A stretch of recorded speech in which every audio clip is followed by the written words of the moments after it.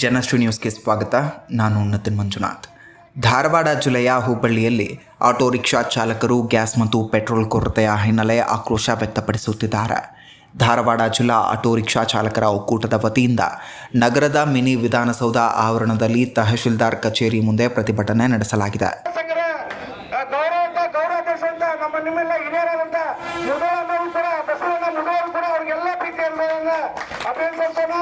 ಪ್ರಧಾನ ಕಾರ್ಯದರ್ಶಿ ರಮೇಶ್ ಅವರು ಕೂಡ ಅಭಿನಂದಿಸೋಣ ಮತ್ತು ಶ್ರಮಜೀವಿ ಲಕ್ಷ್ಮಣ ನಾಯಕರ ಚಾಲಕ ಸಂಘ ಹಾಗೂ ವಿವಿಧ ಎಲ್ಲ ಚಾಲಕರ ಧಾರವಾಡ ಚಳುವಳಿ ಸಂದರ್ಭದಲ್ಲಿ ಆಟೋ ಚಾಲಕರು ಸರ್ಕಾರ ಹಾಗೂ ಸಂಬಂಧಿತ ಇಲಾಖೆಯ ಕ್ರಮವನ್ನು ಖಂಡಿಸಿ ಆಕ್ರೋಶ ವ್ಯಕ್ತಪಡಿಸಿದ್ದಾರೆ.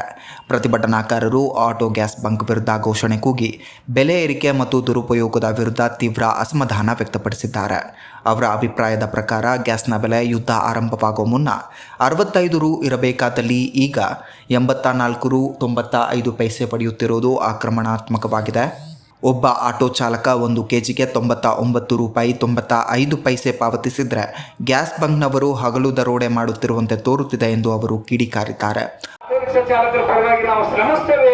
ಇನ್ನೂ ಹೋರಾಟಗಳು ಇನ್ನೂ ಐಕ್ಯ ಹೋರಾಟದಿಂದ ನಾವು ಹೋರಾಟ ಮಾಡಿ ನಮ್ಮ ಚಾಲಕರಿಗೆ ನ್ಯಾಯ ಕೊಡಿಸುವಂತದ್ದು ಪ್ರಾಮಾಣಿಕವಾಗಿ ಮಾಡ್ತೇವೆ ಅಂತ ಹೇಳಿ ನನ್ನ ಮಾತು ಜಯ ಕರ್ನಾಟಕ. ಬಹಳ ತುಂಬಾ ಧನ್ಯವಾದಗಳು. ಆಟೋ ಚಾಲಕರನ್ನು ಕುರಿತು ಬಹಳ ವಿಭಿನ್ನವಾಗಿ ಎಲ್ಲ ಆಟೋ ಚಾಲಕರಿಗೆ ಕೊಟ್ಟಿದ್ದಾರೆ. ಅದೇ ರೀತಿಯಾಗಿ ಧಾರವಾಡ ಜಿಲ್ಲಾ ಆಟೋ ಚಾಲಕರ ಒಕ್ಕೂಟದಿಂದ ಹೋರಾಟದಲ್ಲಿ ಆಹಾರ ಮತ್ತು ನಾಗರಿಕ ಪೂರೈಕೆ ಸಚಿವ ಕೆ.ಎಚ್. ಮುನಿಯಪ್ಪ ಅವರು LPG ಗ್ಯಾಸ್ ಬೆಲೆ 77 ರೂಪಾಯಿ 74 ಪೈಸೆ ಎಂದು ಹೇಳಿದ್ರು. ಜಿಲ್ಲೆಯಲ್ಲಿ 84 ರೂಪಾಯಿ 95 ಪೈಸೆಗೆ ಮಾರಾಟ ಮಾಡಲಾಗ್ತಾ ಇದೆ ಎಂಬ ಆರೋಪವಿದೆ.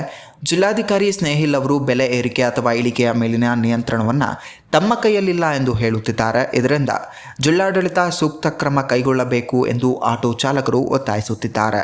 20 LPG ಪಂಪ್ಗಳ ಯಾರ ನಿರ್ಬಂಧನೆ ಇಲ್ಲ, ಸರ್ಕಾರ ನಿರ್ಬಂಧನೆ ಇಲ್ಲ, ಜಿಲ್ಲಾಡಳಿತ ನಿರ್ಬಂಧನೆ ಇಲ್ಲ. ಯಾರು ಅವ್ರ ಮಾತು ಕೇಳಿ ರೇಟ್ ಇರಿಸ್ತಾರೋ, ಯಾವ ಬಿಲ್ಲಿನ ರೇಟ್ ನಂಬರ್ತಾರೋ ಯಾರು ಕೇಳೋದಿಲ್ಲ. ಅವ 5 ನಿಮಿಷದಾಗ 105 ರೂಪಾಯಿ ಮಾಡ್ತಾನೆ, 120 ರೂಪಾಯಿ ಮಾಡ್ತಾನೆ, 150 ರೂಪಾಯಿ ಮಾಡ್ತಾನೆ. ಅಂದ್ರೆ ಹಗಲ ದರೋಡೆ ಮಾಡಾಕ ಇವತ್ತು ಅವ್ರ ಸರ್ಕಾರ ಬಿಟ್ಟು ಬಿಡೈತೆ LPG ಅವ್ರ ಕಂಪ್ನಿಗೆ ಮಾಲೀಕರಿಗೆ. ಅದಕ್ಕೆ ನಾವು ಉದ್ದೇಶ ಏನಂದ್ರೆ ಇದಕ್ಕೆ ಸರ್ಕಾರ ಮುಂದೋಗಿ ಹೋಗ್ಬೇಕು. ಕೇಂದ್ರ ರಾಜ್ಯ ಸರ್ಕಾರ ಮತ್ತು ಜಿಲ್ಲಾಡಳಿತ ಇವತ್ತು ಏನು ಮಾಡಾಕತ್ತೈತಿ, ಧಾರವಾಡ ಜಿಲ್ಲಾಡಳಿತ ಐತೆ ಇಲ್ಲೋ, ಜಿಲ್ಲಾಧಿಕಾರಿಗಳು ಕಿವಿ ಮುಚ್ಚೋಂತಾರನ.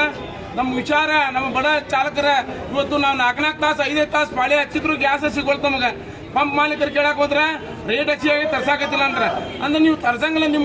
ನಿಮ್ಮ ಮನ ಬಂದಂತೆ ನೀವು ಪಂಪ್ ನಡೆಸಿರಿ ಅಂದ್ರೆ ನೀವು ಯಾರು ನಿರ್ಬಂಧನೆ ಇರೋದಿರಿ? ಸರ್ಕಾರ ಇವತ್ತು ಸರ್ಕಾರ ನಿಬಂಧನೆ ಅದಿರಿಲ್ಲೋ ಏನು ಬೇರೆ ಹುಬ್ಬಳ್ಳಿ ಧಾರವಾಡ ಬಿಟ್ಟು ಬೇರೆ ಇದನ್ನ ಬಾಬಾ ಸಾಹೇಬ್ ಅಂಬೇಡ್ಕರ್ ಸಂವಿಧಾನ ಒಳಗೆ ಎಲ್ಲರೂ ಬದುಕತ್ತೇವೆ. ಇವತ್ತು ಸಂವಿಧಾನದಲ್ಲಿ ಇವತ್ತು ಅವ್ರಿಗೆ ನಿರ್ಬಂಧನೆ ಐತಿ.